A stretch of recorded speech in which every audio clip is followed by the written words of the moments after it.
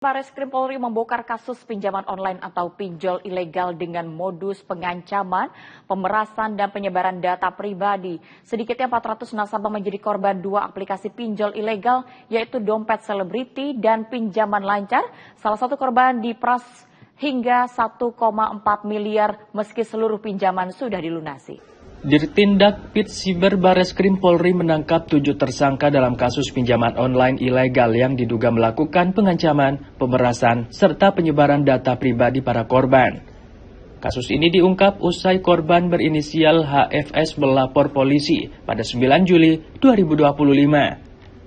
Kejadian itu bermula saat korban mengajukan pinjaman online sejak Agustus 2021 dan telah melunasi keseluruhan pinjaman. Namun mulai November 2022, korban terus mendapat ancaman melalui SMS, WhatsApp, hingga media sosial. Teror terhadap korban meningkat pada Juni 2025 saat ancaman juga dikirim ke keluarga korban. Akibat teror yang diterima, korban mengalami tekanan mental dan terpaksa terus membayar pinjaman yang tidak pernah diajukan hingga kerugian mencapai 1,4 miliar rupiah. Usai mendapat laporan korban, polisi melakukan penyelidikan dan penggerebekan di sejumlah wilayah. Dari tangan para pelaku, polisi menyita puluhan handphone, SIM card, laptop, rekening bank, mesin EDC, hingga ratusan dokumen dalam penggerebekan di sejumlah wilayah.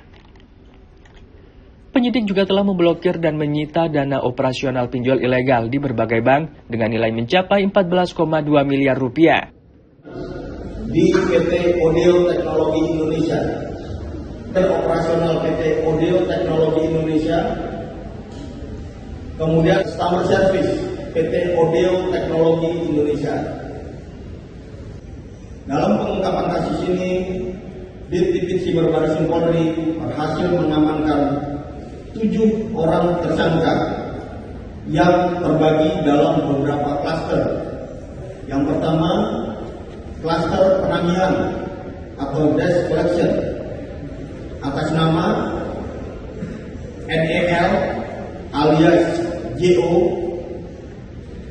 berperan sebagai DC dari aplikasi pinjaman lancar. Kemudian SB sebagai leader DC dari aplikasi pinjaman lancar. Kemudian RP sebagai DC dari aplikasi dompet selebriti. Kemudian STK sebagai leader DC aplikasi dompet selebriti. Berdasarkan hasil pemeriksaan terhadap para tersangka, telah diidentifikasi bahwa secara keseluruhan terdapat 400 nasabah yang menjadi korban dari kedua aplikasi pinjol ilegal tersebut. Adapun total kerugian yang dialami oleh korban yang telah melunasi pinjaman namun terus diperas untuk pinjaman yang tidak diajukan lagi mencapai sekitar 1,4 miliar rupiah.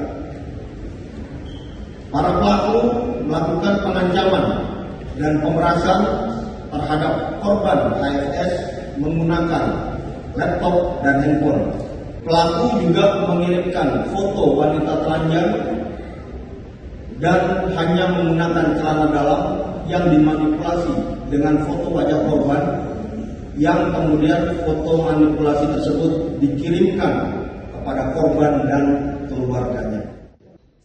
Polri mengingatkan masyarakat untuk membedakan pinjaman online legal dan ilegal, serta menghindari memberikan akses data pribadi kepada aplikasi yang tidak terdaftar resmi.